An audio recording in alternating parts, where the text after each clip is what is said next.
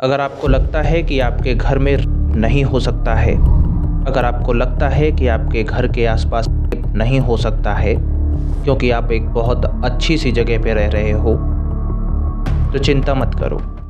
आज यही भ्रम को मैं तोड़ूंगा।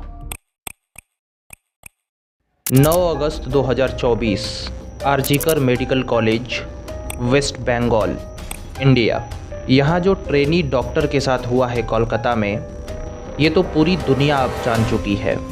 जगह जगह पे प्रोटेस्ट भी हो रहे हैं, लोग अपने घरों से बाहर निकल रहे हैं।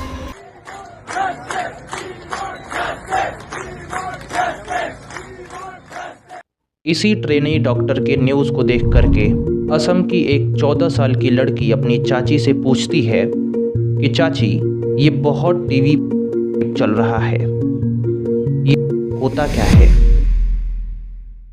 ये प्रश्न पूछने के सिर्फ 2 दिन बाद उसी लड़की के साथ 3 दरिंदों ने जबरदस्ती घसीटकर जंगल में लेकर जा करके उस 14 साल की लड़की के साथ वही किया जो उस कोलकाता में ट्रेनी डॉक्टर के साथ हुआ है।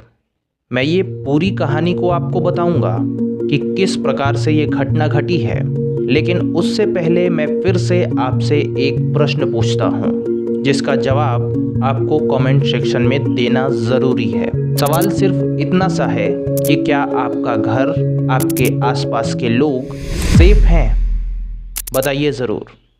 ये घटना है असम की ढिंग की। ढिंग में 22 अगस्त 2024 को करीबन शाम के 6 बज रहे होंगे। 14 साल की लड़की ट्यूशन पढ़ कर के घर वापस आ रही होती है, लेकिन घर से मात्र आधा किलोमीटर पहले ही 3 लड़के उस लड़की पर हमला करते हैं, उसकी साइकिल को वहीं पर फेंक देते हैं, उसे उठा करके पास के झाड़ियों में लेकर के जाते हैं और एक एक करके उस 14 साल की मासूम लड़की के साथ किया जाता है। इसी लड़की ने 2 दिन पहले पूछा होता है अपनी चाची से कि चाची, ये रेप क्या होता है? सोचो, जब उस लड़की को खींच करके दरिंदे उस झाड़ियों में ले जा करके सब कर रहे होते हैं, फिर एक समय ऐसा भी आता है जब देखते हैं कि लड़की की हालात काफ़ी नाजुक हो चुकी है। इसी वजह से वो तीनों के तीनों उस लड़की को वहीं पर छोड़ के भाग जाते हैं। लड़की बेसुध अवस्था में वहीं पर पड़ी होती है और घर वाले सोचते हैं, इंतज़ार करते रहते हैं कि लड़की आ रही होगी, पर लड़की आती नहीं है। बहुत वक्त बीतने लगता है और फिर घर से लोग ढूंढने के लिए निकलते हैं और निकलने के बाद लड़की तो मिलती है, पर जिस अवस्था में मिलती है उस अवस्था को देख करके रूह तक कांप जाती है घर वालों की। सबसे पहले उस लड़की को देखने वाले शख्स का नाम भास्कर है।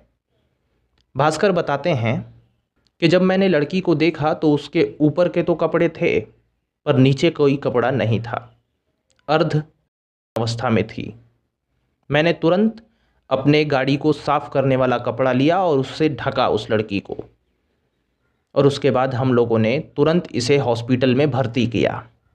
जिस हॉस्पिटल में भर्ती किया गया था, उस हॉस्पिटल वालों ने उस लड़की को दूसरे एक मेडिकल कॉलेज में रेफ़र कर दिया है।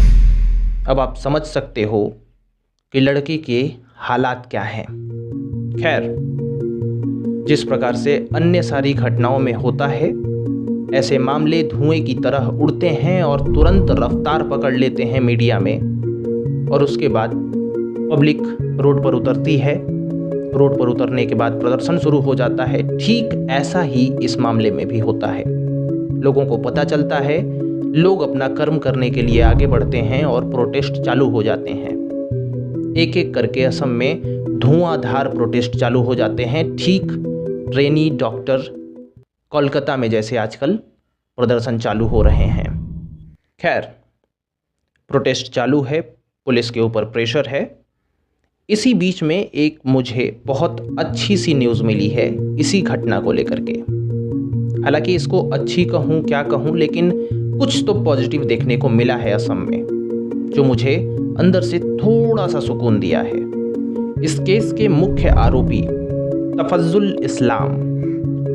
पुलिस इसको पकड़ लेती है और इसको पकड़ने के बाद बहुत कुछ इससे पूछा जाता है।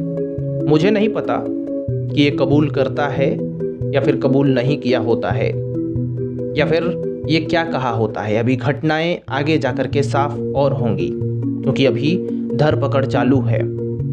लेकिन इस तफज्जुल इस्लाम के साथ जो होता है, शायद ये कुदरत का न्याय कहें या फिर आगे आप किसी और का भी न्याय कह सकते हैं। सुनिए ज़रा। तफज्जुल इस्लाम को पुलिस घटना स्थल पर ले जाने का प्लान करती है और 3 बजे रात को, 3 से 3:30 या 4 के बीच में, भोर में बिल्कुल, पुलिस उसी घटना स्थल पर ले जाती है जहां पर ये सब कांड ये 3 मिलकर किए होते हैं। मुख्य आरोपी तफज्जुल इस्लाम वहां पर पहुंचता है और वहां पर एक बड़ा सा पोखरा, तालाब जिसे आप बोल सकें, गड्ढा, गड़ही, जो भी आप बोल सकें, वो होता है पौंड। तफज्जुल इस्लाम पुलिस के कैद से छूटना चाहता है और वो पुलिस वाले को धक्का दे करके पानी में कूद जाता है। पानी में कूदने के बाद पुलिस तुरंत ही जल विभाग को सूचित करती है कि आइए, यहाँ पर एक व्यक्ति पानी में कूद चुका है। लेकिन वो लोग आते हैं, वो लोग ढूंढते हैं, तालाब से उसकी बॉडी निकाली जाती है, लेकिन तब तक बहुत देर हो चुकी होती है। लगभग 2-3 घंटे के मेहनत के बाद तफज्जुल इस्लाम को उसमें से निकाला जाता है। पर तफज्जुल इस्लाम अब इस दुनिया को छोड़ के जा चुका है। तफज्जुल इस्लाम के गांव वाले जब ये बात सुने कि तफज्जुल इस्लाम पानी में कूद गया था भागने के लिए, तब से गांव वालों ने ये कहा कि तफज्जुल इस्लाम को हमारे गांव के कब्रिस्तान में नहीं हम दफनाने देंगे, क्योंकि उसने जो कृत्य किया है वो बहुत खराब, हम लोगों का सब नाम डुबा दिया। इसी वजह से हम लोगों के गांव में वो नहीं दफन होगा। बहुत सारे लोग पुलिस से ये भी प्रश्न कर रहे थे कि आखिर इतने भोर में ले जाने की आवश्यकता क्या थी? पुलिस उसे दिन में भी लेकर जा सकती थी घटना स्थल पर। तो पुलिस का कहना है कि देखो, प्रदर्शन बहुत तेज है, चारों ओर प्रदर्शन चल रहे हैं, तो हमने सोचा कि सुबह ही सुबह जब लोग प्रदर्शन पे ना निकले हों, उससे पहले ही हम सब कुछ वहाँ पर जा कर के देख लें, जो हमें मालूम करना है वो कर लें। घटना स्थल पर सीन रिक्रिएशन भी कर सकते थे, पर उससे पहले ही ये घटना हो गई। इसमें पुलिस की कोई गलती नहीं है, वो भागना चाहा और इसी वजह से ये घटना हो गई।